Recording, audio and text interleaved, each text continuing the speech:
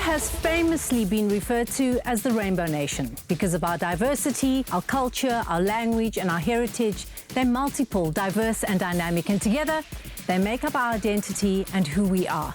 Today we delve into the topic of identity, and I'm sitting with my two colleagues to chat about this important aspect of our lives. Ladies, I find identity so personal, and I'd love to know, what does it bring up for you when we talk about identity? Pali?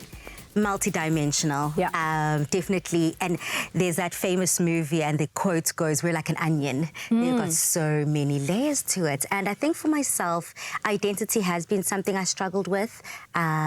Just as I grew, with each stage of life, it evolved. Yes. It looked different. It felt very different. But I would like to say, just as a whole, identity is who you are, the label you place on yourself, yes, not what society tells you, not what your culture or customs tell you who you are, but who you tell yourself. Yes. Who is Balisa? And I guess what you connect with at a different stage in your life, because I'm sure you'll agree that at different various stages in your life, you felt different about your identity because you're ever evolving. What is it like for you, Tumi? That was actually going to be my answer as well, exactly what you guys have said. The fact that identity is an ever-changing thing because we grow. I mean, the person that I was 15 years ago is a completely different person to who I am now and how I imagined myself to be. So identity for the longest time for me was how people viewed me, because you come from this community, this is how people assume your life will be. I had to figure that out for myself, which is something like I think we all concur on. It's about an internal, going deep within yourself and actually figuring out who is Dumi and what makes Dumi, pop. What is it about Dumi? And that, what it was 10 years ago is not what it is now. Rightly It ever changes. Rightly so. So I'd love to ask you, often our identity is so entrenched and linked to our culture and where we come from. And I know that you two are very steeped in your culture. Have you found that things have changed from your upbringing and your parents to who you are today, and how probably maybe different you would parent your kids? Definitely. Oh, girl. How much time do we have? Are we sure we only have an hour on the show? Because I can go in on this topic. Please do. This is something I've struggled with from literally day one, and for a very long time, and I can identify with what Dumi is saying. I can identify to what Dumi is saying, in the sense that for a very long time, you placed it on what other people viewed you as. For myself, I'm just going to start with language. Yes. My parents decided to teach us, as their children, English as our mother tongue, as our first language, and only decided to incorporate Zulu and Xhosa much later. Their reasoning is that they didn't want us to struggle at school. They wanted us to be flying fishes and, getting AAAs, but that took a lot away from us when now it's time to go back to the rurals and identify and connect with our cousins, because we didn't speak the same language as them. We spoke broken English, and for a long time we were then labelled the coconuts. We were almost too white to be close to our cousins and our family, but then you're also definitely a black South African when you're at school. So that's something that I struggled with for a very long time. Adding another layer, Christianity versus tradition, there has been that debate, and this is a topic for another show, but there's another kind of conflict there, where if you do come from a traditional family that slaughter and they do all of those things, but you decide to take the Christian route, sometimes there is a little bit of a back and forth. Who are you? What do you stand for? So that's been a conversation that's been ongoing throughout my life, and it's gotten to a stage now that I've decided to empower myself and learn Zulu the right way, and be able to connect with my people in ngesiZulu. Yes, I love that. And you're doing that now because you choose to do that, and you want to do that at this stage of your life. For you, Tumi? No, I agree with single thing you're saying, Balisa, especially because not only just as a black female, as a female, there's so much of our identity that is linked to being a female. That's why for me it's not even a one-show conversation, it's a whole life conversation, because our identity consistently changes, not only from your culture where you've grown up. I live in Cape Town now. My son and I barely speak Sesotho, but I try and incorporate that into our conversations every now and then. But I do know that the life that we're living right now is so different, where communicating in our mother tongue is not as possible as it used to be before because of the surroundings and the environment that we're in. And I actually want to ask you, Z, turning the question on to you. When you think of the concept of not only identity as a whole, but how it relates to you as a mother, you as a wife, you as a colleague, where do you stand? So it's so interesting, you know, if you speak to most, obviously I'm making a generalized statement here, but I would think that if you speak to most coloured people, we kind of do struggle with identity because it's like, where do you come from? I remember growing up, I was often trying to look for the white in my family. Like, where does the white come from? Today, you know, I identify as being a coloured woman. However, I have these mixed race children who are going through a huge role confusion versus identity in their own little lives at the moment. There's a wonderful theorist called Erikson, and he speaks about something called identity versus role confusion, which we actually all go through as human beings from the age of 12 years old to about 18 years old, where we start pushing boundaries. That's why they think teenagers are nightmares, right? Because we're trying to find out who we are. So my kids are navigating that right now as teenagers, but they're also navigating that further as mixed race children. So I identify so much with that. However, where I am today, I kind of love who I am, but most importantly, I identify as being human. For me, it's what connects me to you from a human level as opposed to, you know, a race level or a culture level. I want to connect in terms of humanness. So that's what's important to me today. I love that, and I resonate with that also so well, because I find it so interesting and bizarre that when people say, "Who are you, Balisa?" I say, well, I'm a daughter. I am a fiance, I'm a wife-to-be, I am a stepmom, I'm that, but that's my role. That's not who I am. So this conversation truly can lead us in so many different paths, and all are very much worth exploring. Yes, I have to tell you, one of our guests earlier on asked me, what is my role in the show today? And I said to him, he said, are you the link? And, you know, as in the host. And I was like, yes, I'm the link, I'm the connector, I'm going to connect you to someone else. And that's how I think we should all see ourselves, as links and connectors to one another. Absolutely. So we hope that this conversation inspired you to go on a journey of self-discovery and to embrace the richness of your own identity. On social media, we would like to know from you, which 3 words would you use to describe yourself and your identity? Remember to use the hashtag Afternoon Express in all your comments, and we'll see you after the break.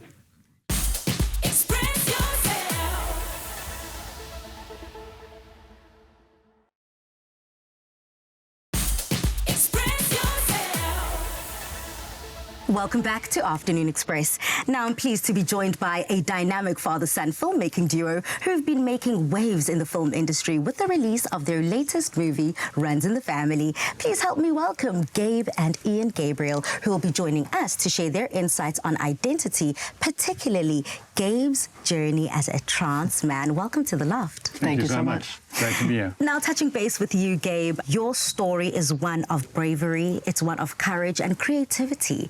Has there been any standout moments or experiences during your transition and your owning who you are in this new identity that has shaped exactly who sits in front of me today? Yes, I think it's a twofold answer, if I may. The first comes from childhood. My dad always encouraged me to find stories and use my imagination to think up characters and things, and I think that just sort of broke me out of the possibilities of who I could be growing up, and so I would wear this like fake beard and dress up in his clothes, and he totally encouraged that. So that informed me as a storyteller, but also as being comfortable to come out as trans. And the second part of the answer is that right after I came out as trans, I was immediately offered a gig directing a rom-com, a gay rom-com, which was really fun. And being given that opportunity, which is so rare for trans people to get work after they come out, really informed my certainty that I'm going to be a trans filmmaker, and I'm going to tell queer stories, and I'm going to tell all stories from the perspective of a trans person. I can only imagine just that reassurance that that gave you, that I am in the right place and I am doing the right thing. But Ian, as a father, would you say, number one, how was your first initial reaction when Gabe did come out to you about his transition? And number two, how has that perspective now evolved during the journey? Well, you know, I'm a father, and I think all parents love their children in every single way they possibly can. So when my son told me what he was going to do, I immediately felt very protective. Yeah. Because I imagined that maybe he'd get hurt or something would not be good for him. but I wanted him to do what he wanted to do. And I must say, I've discovered that Gabe is the best possible person he can be. He's come fully into his own. I'm very proud of him. And I know what he did was the best for himself, and therefore the best for me and my family as well. Oh, that level of acceptance from a father, I'm sure, is unmatched. I get emotional just thinking about it. And now you both have come together on an incredible project, Run in the Family. Tell us all about it, and how was it like working side by side?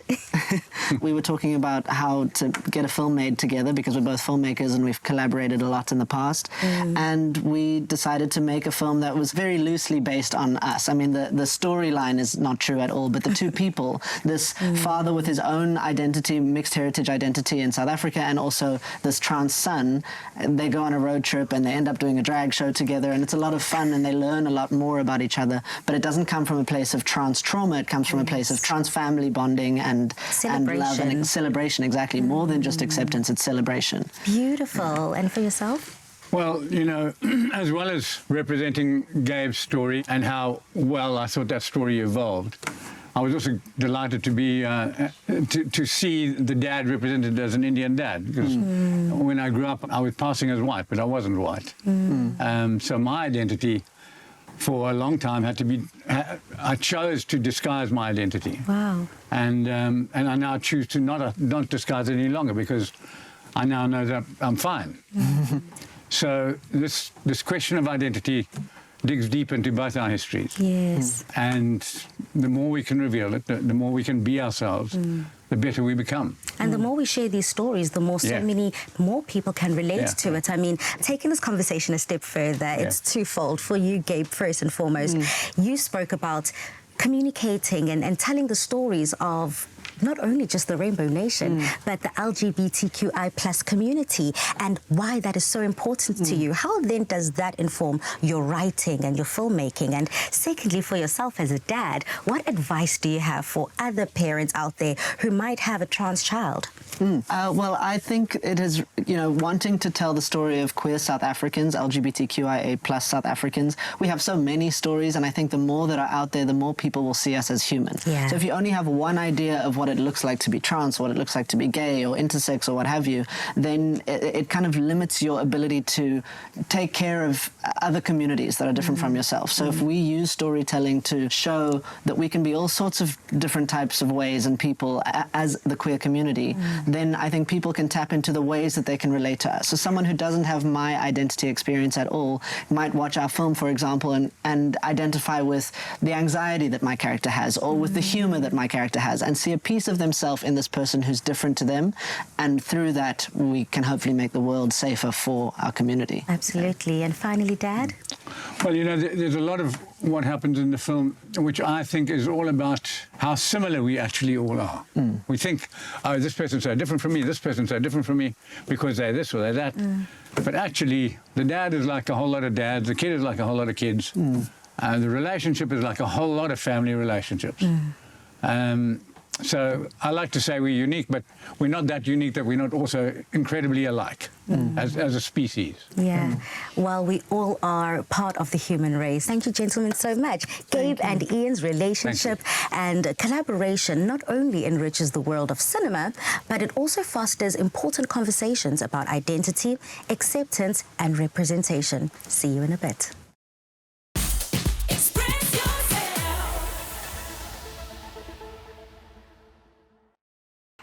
Our pharmacies are on the front line of healthcare. This is Pharmacy of the Week. Ek is verskriklik lief vir mense en ek het nog altyd 'n baie groot passie gehad vir mense. Ek het groot geword in 'n apteek. My ma self ook 'n apteker en daar waar ek my liefde vir die beroep vandaan kry. It's definitely about more than just helping them with medication, doing prescriptions. We want to send everybody off here better than they came in, not just physically but emotionally as well. So when they have heartache or when they want to share something happy, something good that happened to them, we would like to share in that with our clients. We won't be able to be here if it weren't for our community and for their support and trusting us with their health. So we would just like to thank our community for that. Ons is hierso meer as net 'n gemeenskapsapteek, ons is 'n familie. Pharmacy of the Week, proudly brought to you by Adcock Ingram OTC, sponsors of Brave. Inspiring communities, one pharmacy at a time. We've been long in the game, healing South Africa one allergy at a time. All the sneezing, runny nose, itching of nose and throat, we've left no stone unturned. Until finally, South Africa recognized us. You've given us the courage to continue to do what we do best. Live, work, play, sleep allergy-free with Allergex Non-Drowsy. Ask your pharmacist for the full allergy range. Brought to you by Adcock Ingram OTC, sponsors of Brave. Welcome back to Afternoon Express. So as we continue our conversation about identity, I'm pleased to introduce Irida Madora. Adopted into a family with diverse cultural backgrounds, Irida's story encapsulates the challenges and the triumphs of managing one's sense of self amidst the complexities of modern family dynamics. Welcome to the show. Thank you, Zoraida. Irida, please share your story, which I know is rich and diverse and juicy and delicious. Mama worked as a domestic worker back in 1984, 1985. She used to work for what is now my adoptive father's family.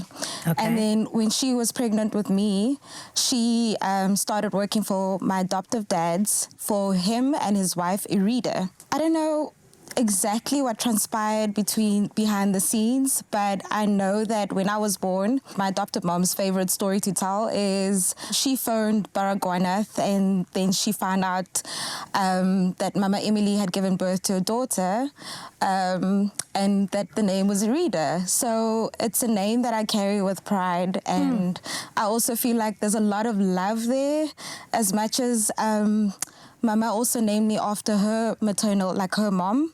So those two names I carry with pride, and that's basically how I became a part of this wonderful Afrikaans and eclectic family, because I still have contact with my biological family. So it's a pretty unusual setup. That is beautiful. So what is your second name? Mita. Mita. I'm also named Nozipho, but yes, Mita is my grandmother's name. Okay, that's what a beautiful goosebump story. Thank you for sharing that. So today's show is all about navigating one's identity, which is not linear. What has that been like for you, navigating these different stages of your life? You know, being a woman coming from a strong cultural background biologically, and then immersed in a family that has another culture. What was that like?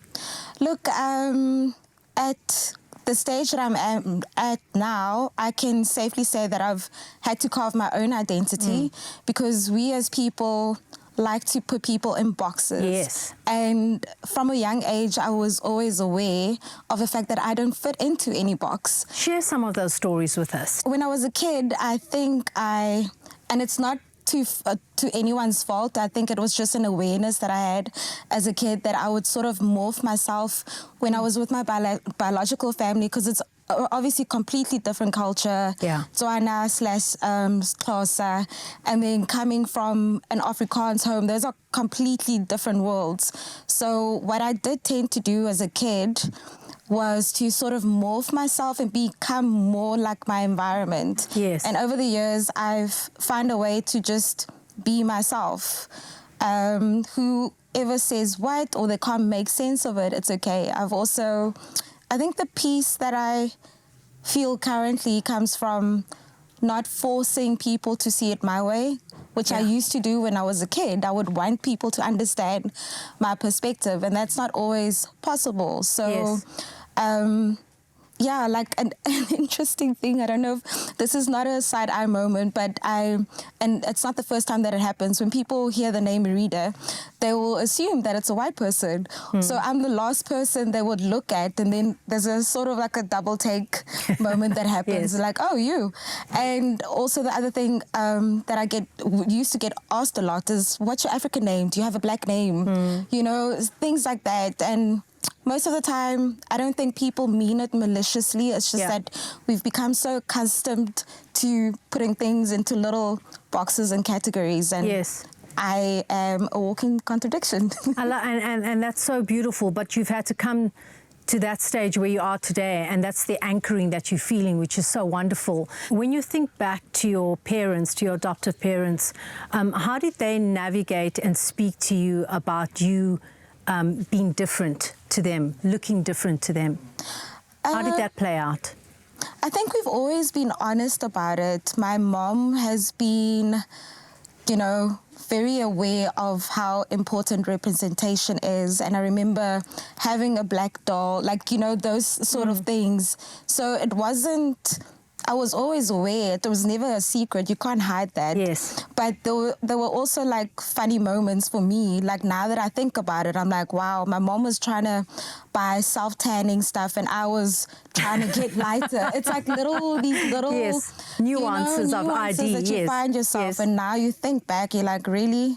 Irida, thank you so much for sharing your rich tapestry of a story and speaking about how important representation is, because representation matters.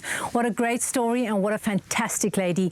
May Irida's journey serve as a beacon of hope and empowerment for all those that are striving to find their place in the world. Say goodbye to nausea and cramps and say hello to delicious freedom with Nolax range of lactose-free milk and yogurt. Be free with lactose-free. Ah, what an incredibly insightful conversation. Thank you so much, ladies. Now, identifying as lactose intolerant often means that you can't share the same foods as your friends and family, which can be tough. So today, we're making frozen berry popsicles using a no-lac, lactose-free dairy snack so that everyone can enjoy the same dessert. And these popsicles are a summer essential, Dumi. Yes, Bali. Talking about identity, I wanted to make sure that I bring forth a dessert that identifies as delicious, creamy, and refreshing, and that is exactly what these popsicles are. I know we say it all the time, but it really does tick all the boxes. It does. It does. It's also refreshing. It's so easy to prepare because you make ahead and freeze. You know, it's something that is very involved that you can get the kids involved in. I can get Palesa involved in. I can get anyone involved in. So much so that you could even change the ingredients that you want to put in terms of the fruits that we're using. So to make our popsicle today, I've got some compote that's already been made ahead of time. The recipe is on our website, afternoonexpress.co.za, but it's just a mixture of some berries as well as some sugar and some lemon juice. Just reduce that for a bit to get it nice and thickened, and that's going to be one of the layers for our popsicle. But Bali, may I ask you just to pass me the no-lac, which is going to be the base of our popsicles today. Into this little bowl, I'm going to add our sweetener, which in this case we're going to be using some honey, but you're more than welcome to use maple syrup. If you want to just use the natural sweetness of the berries as well, you're more than welcome to just keep it at that with just the compote. You know, that also works. So I'm going to go in with a couple of scoops. In fact, I'm just going to spoon it in here because I'm going to eyeball it. Yeah, you scoop a lot. I do love a good dairy-based popsicle to cool me down. I mean, at the end of the day, a lot of people who are lactose intolerant, alarm bells start ringing when they hear dairy. But what's so lovely about this no-lac dairy snack is that it is still made with milk. It is still dairy-based. However, you can now enjoy it without the discomfort because it doesn't have that lactose. Exactly, Palesa, which means it's also very forgiving for you to be able to make it for everyone so that no one is left behind. So in the bowl, you have just put in the honey just for that added sweetness, which I think is essential. Berries they tend to be quite tart, like quite bitter sometimes. So adding that extra honey definitely helps. You've mixed it all together, and now? Yeah, so what I'm going to do is we've got our compote here. So I'm going to start with just putting about a teaspoon of it at the base because we want it to obviously look cute as well. Yeah. So we're going to start with the compote as our base. We could use any type of fruit of your choice. Just be mindful that it's not too much of a fruit that's going to get too watery as well, because once it dissolves and you start obviously enjoying the popsicle, it's going to dissolve everywhere. But the thing about the berries is that they actually hold the bud. As you can see, it's quite a thick compote. Consistency. Yeah. And so we're going to go in with some fresh fruit as well. I'm going to add just a couple of berries. This is where the creativity comes in, because if you want to, you can slice these in half and just give them a bit of a pattern in there. If you want to, you can just add them whole like I'm doing right now, because it gives a bit of a bite when you bite into your popsicle as well. And then I'm leaving some with just the raspberries and some I'm adding the blackberries into that. And it is also important to make sure there's no air pockets in there. So I'm just going to tap it down and make sure that all the filling goes all the way to the bottom. Yes, so that when it does freeze, it freezes solid. Correct. I mean, this looks like something that is store-bought. It is beautiful. It came together very, very lovely. And I mean, for someone who literally spends their life talking, this is something cool to cool me down. I agree with you, Balesta. Something to cool you down, something refreshing. It is lactose-free. Everyone can enjoy it. So I'm going to just continue making these, Balesta, while you're enjoying that over there. This is definitely something for the whole family. You know, a lot of people, when they hear popsicle, they think children, they think a kiddie's treats, but this is perfect for all age groups. For all age groups. It's not too sweet as well. Yeah. And then this can go into the freezer to freeze for at least 3 hours. I normally say give it overnight because you want to make sure it's fully solid. But this into the freezer for 3 hours and you've got yourself a refreshing popsicle to enjoy. Well, cheers to that. These lactose-free frozen berry popsicles are as delicious as they are inclusive. So to get your hands on this recipe, simply head over to afternoonexpress.co.za.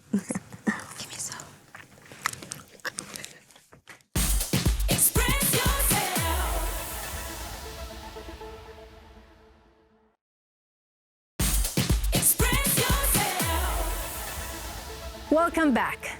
Identity is a mosaic of experiences and aspirations shaping each individual's unique masterpiece. In the challenging Absa Cape Epic terrain, riders connect with their inner identity, fueled by resilience, passion, and the pursuit of greatness. Palesa recently caught all the action with the hashtag #SheUntamedLadies at the Cape Epic training camp. Let's take a look. Navigating challenging trails, conquering steep ascents, and descending with the wind. Mountain bike racing is the ultimate adrenaline rush through nature's rugged playground. It's not just a race, it's a thrilling dance with the mountains and the pursuit of triumph over terrain. The Absa Cape Epic is celebrating its 20th anniversary this year, and in a groundbreaking move, the She Untamed initiative is assembling 20 all-women teams for the race, with a commitment to diversity and inclusion. We're here to witness all the action at the training camp in the heart of Howick, KwaZulu-Natal, as these inspiring women embark on the challenging and exhilarating journey of the iconic mountain biking stage race. Welcome to day one. Tina, what an incredible day out here with Absa. Now, what has been the inspiration behind the She Untamed initiative, and how has it been able to evolve since 2019? It's a movement. So it's been in existence for 4 years, and it's just been a trailblazer. It's changed the landscape and the face of this beautiful kind of thing that we call the power of women, and just how they inspire and how they carry the world. In 2019, when we started looking at this, we looked at the Absa Cape Epic as one of our flagship properties and saw that this is being seen as very not inclusive, you know, and people confuse inclusive with just being belonging. And having courage to work with people like Dr. Batakuhle Zondi, Letseho Zulu, and some of my colleagues, it was just about how do you change this? You know, how do you make people cycle and get involved in a movement that looks like us? The community for women in mountain biking, it's so critical because the mountains are very hard. They are very difficult. They go through challenges. They fall all the time. They get scared. They've got challenges with their bike. They've got challenges with their nutrition. Sometimes they don't feel like eating, like they get sick. So I think having that sister that says, let me share with you what happened to me. Let me share how you can actually do it better. Let me share what I have done. So those stories of the community, they motivate you and they give you that level of comfort and that level of saying, I'm not alone. I am not alone. And that is the power of the community. So it is very, very important. In the crucible of preparations for the Cape Epic, the teams forge a symphony of strength, resilience, and determination, sculpting not just a race-ready spirit, but an indomitable force that resonates beyond the challenges, echoing the untamed terrain they're set to conquer. So what motivated me to join the She Untamed initiative was just how much they support female cyclists. And I really am for empowerment. I'm really all for supporting one another. And there are such amazing women in this initiative. So you learn from them and you also get to help each other. When you see that you're struggling, you get to exercise the human ubuntu that South Africa is so well known for. You know, ABSA has been involved in the Cape Epic now for 20 years. And I think why that is so important for us is in the ABSA environment, we've always believed that we build relationships with clients for a lifetime. So the Epic is one of those examples, you know, where we just stuck with them through thick and thin. And today we believe that it's, you know, it's the toughest mountain bike event in the world. You know, people come from all over the world to participate in that. So it's also wonderful for the image of South Africa, you know, to be part of the ABSA Cape Epic. No, it's a wonderful privilege to be part of, you know, an event like this. Having done this 19 times, going for the 20th edition of the Epic, I know not only women, but even men, but women are more scared almost because it's almost like they feel they're not good enough. But luckily that's also changing. I can see it, and women has never stood back for anything. I think it was just the perception. So I want to say, if that's your dream, if that is your passion, just do it. Find the plan. There's so much information out there, knowledge out there. So we started out very small, and it's hard because to get women on bikes, there's barriers, there's difficulties, there's pain. And now we've evolved. In 2023, we've actually moved the dial up to 266%.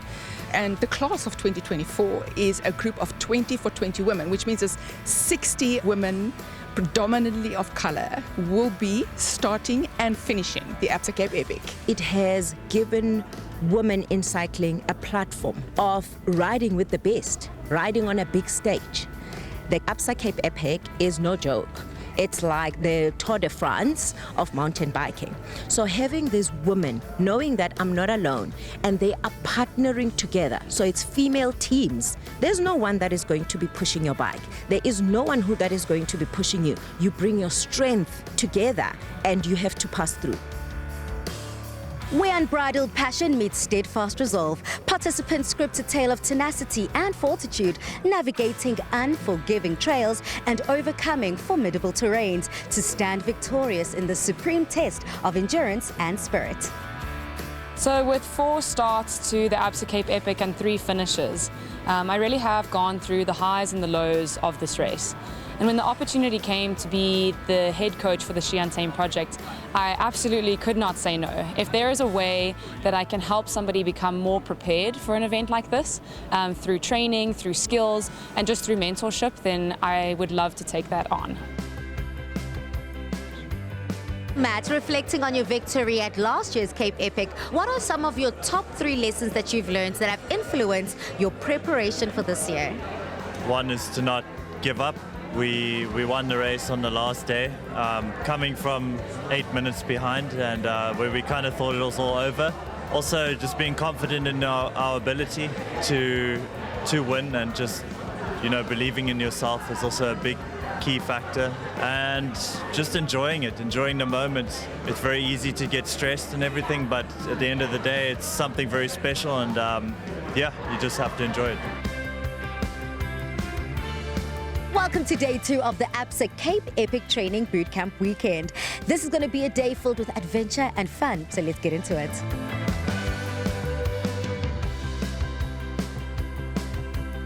If I look back a year from now, I say that the participation of women of color in cycling has definitely grown, especially at a grassroots level. I think now it's just about really bridging that gap to higher performance cycling in order to be able to participate in Cape Epic, in competitive racing, to receive their provincial colors. So now it's really about focusing on that next step. Cycling has changed my life, literally. I think that it's a mind power game, and every day you keep pushing yourself and you realize you can keep doing more. It's something that, like, once you can cycle for a long distance, it translates to everything else in your life. So if you had a good session in the morning, when you're struggling at work, you're like, you know, just the consistency that I apply in cycling can help me with work, with family, with everything. So it's, once you get it, it's just so amazing. As a bank, we represented across 12 countries in Africa. And one of the areas that is a critical strategic focus for us is diversity and inclusion. You know, I've also got a daughter who's 14 years old, and I understand how tough it is for her to grow up in an environment like this. You know, so for us to be able to have started something like She Untamed, I think was a wonderful initiative. And if I see how that has grown over the last couple of years, it's been nothing but phenomenal. You know, and to ride with those women, you know, on the trails and just see how determined they are and how inspired they are, inspiring they are, is wonderful. So, you know, from a diversity and inclusion perspective, it's wonderful to see them right next to us, be part of that, and show us how to do this. It's phenomenal. I've learned you never go back to easy. You go back to tough. And I'm sure a lot of people, or most people, will agree that this is really one of the toughest races in the world. And I can say that because it's not all about the route, the race, the toughness of the race itself. It's about the terrain, the weather that we've got. The terrain's very rocky. So from the first in 2004, looking back now, the bikes has improved so much, but the terrain has also become extremely testing. So yes, for me the motivation is I challenge myself every time, I think. In the beginning it was all about winning for me. It was about racing. I was young and I was, you know, that was the only selfish thing, was to win and to do my best. Where over the years you've learned so much, and how this race humbles you in a big way, and you can never ever lose respect for this race. As the echoes of the mountain bike wheels fade and the dust settles on the trails, we leave behind a weekend of awe-inspiring stories, determination, and an unyielding spirit. Cheers to the riders, the mentors, and the champions who have collectively shaped this weekend into a symphony of grit, determination, and wins. Bravo, ladies!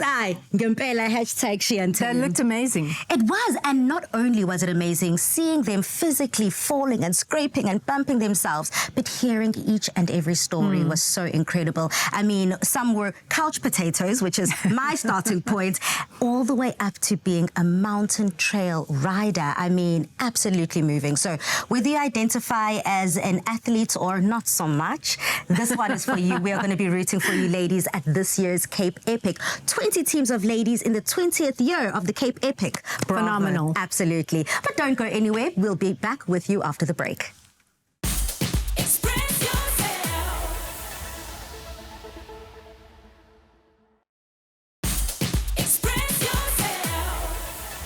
Welcome back to Afternoon Express. He's a fitness model, a gym owner, media personality, and a former national and international professional football star.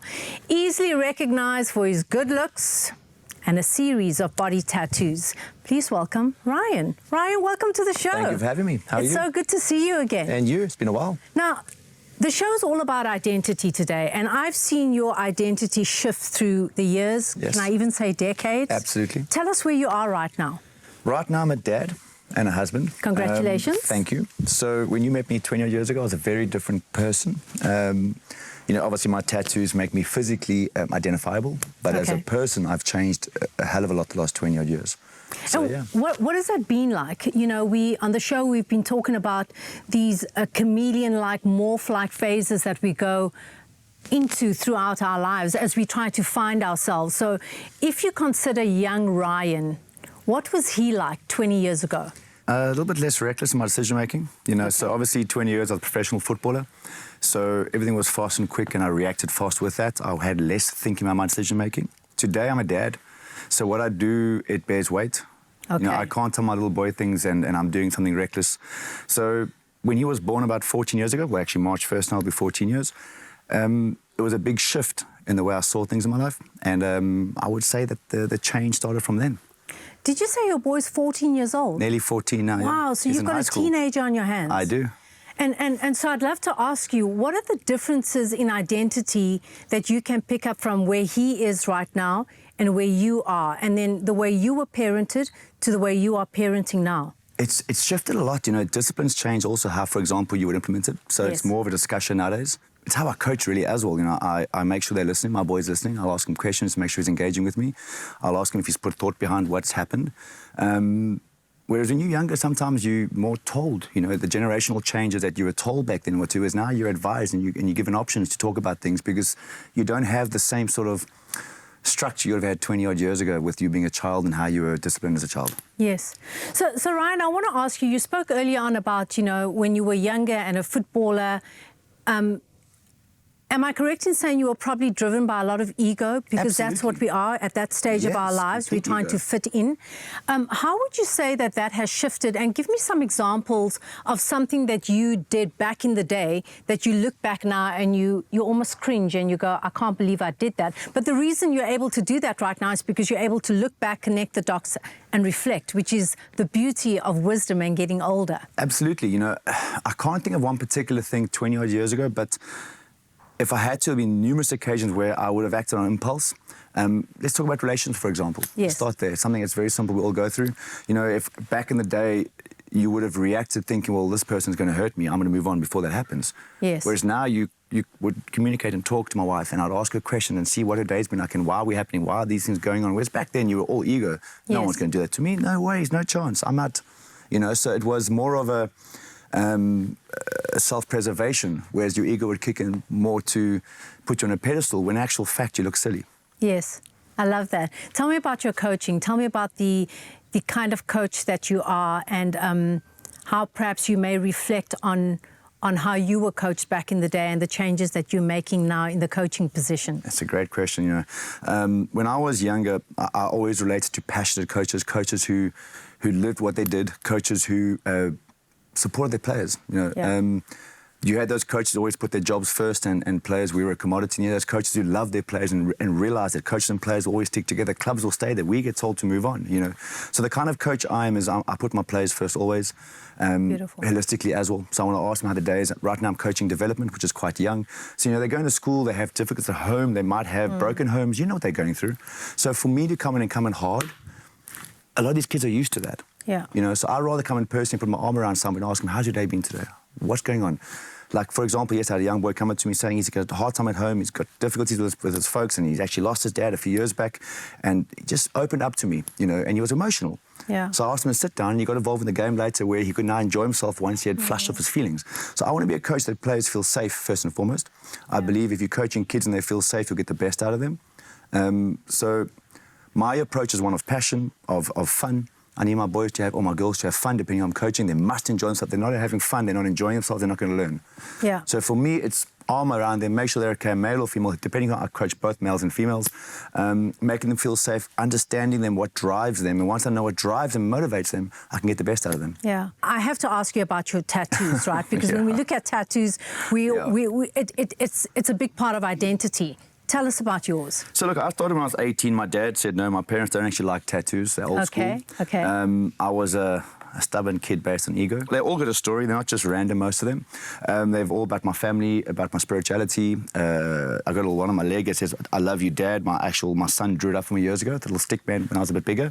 So I've actually taken that and put it on my leg directly. So they all have moments and memories. So when people say, oh, but you're covered in tats, when you're 80, my story is on my body, and if they're hanging by my ankles, it was my story while I lived, you know. So it's an identifiable, as I said, you can look at me and you can see me by my tattoos, but internally I'm not the same man I was 20, 25 years ago. Beautiful. Ryan, it's been an absolute pleasure having you on the show, and it's so lovely to see that you always have been, but now more than ever, you're just a holistic man of meaning. So thank you for being here. Whether he's stepping out in front of the camera or coaching the stars of tomorrow, Ryan will always be known for being the nice guy, and we wish him every success. But now, time for some great music. Get ready to be dazzled as the seasoned drag artist and performer Inappropriate takes the stage with an electrifying performance that defies boundaries and celebrates the art of self-expression. But first, let's get to know you a little bit. Hey, Diva. Assalamu alaikum. You can't have a topic identity and not invite a drag queen. It's absolutely. So here I am. And speaking about here, you are owning your stage. What made you go into drag? To be honest, free drink tickets. No, but after that, I swear, I just fell in love with the stage. I've always been someone to perform around it, primary school, Yeah. school concerts. I was there. Even if I was a 3, I was there. Now, not only have you been able to own every single stage you place your high heels on, you also did a lovely cameo in the film that we spoke about earlier, Runs in the Family. Now, how has the art of drag been able to inform your identity on and off stage? Drag has taught me a lot about being out of drag, and it's the weirdest kind of thing in the world. That's how I always say, if you have a curiosity around exploring drag, please do it. You will learn so much. It's very liberating.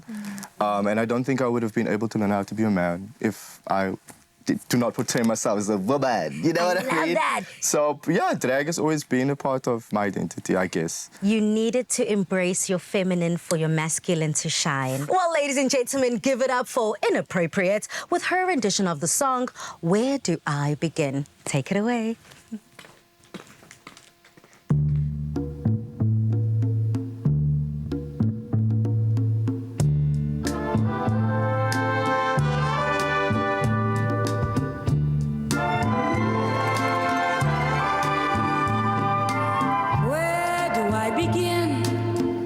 Tell the story of how great love can be, the sweet love story that is older than the sea, the simple truth about the love he brings to me.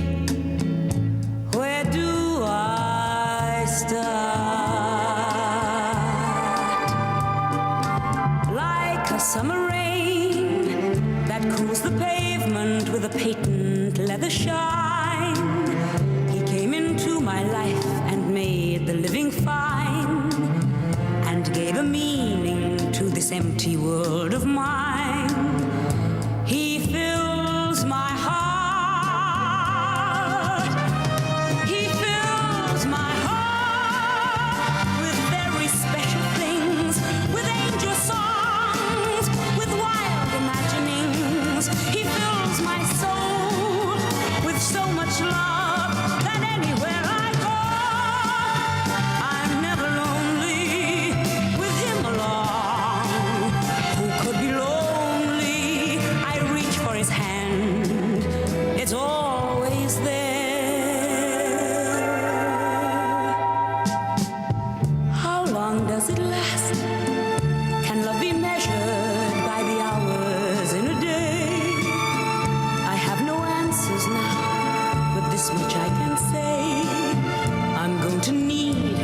stars all burn away, and he'll be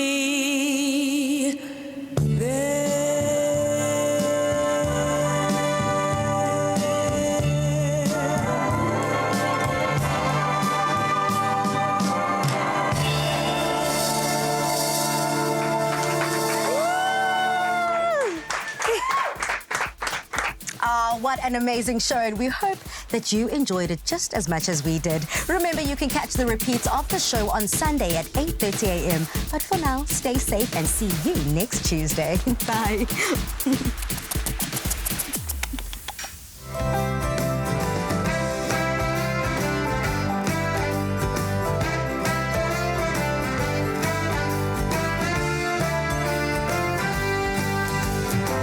Made with love by Clover.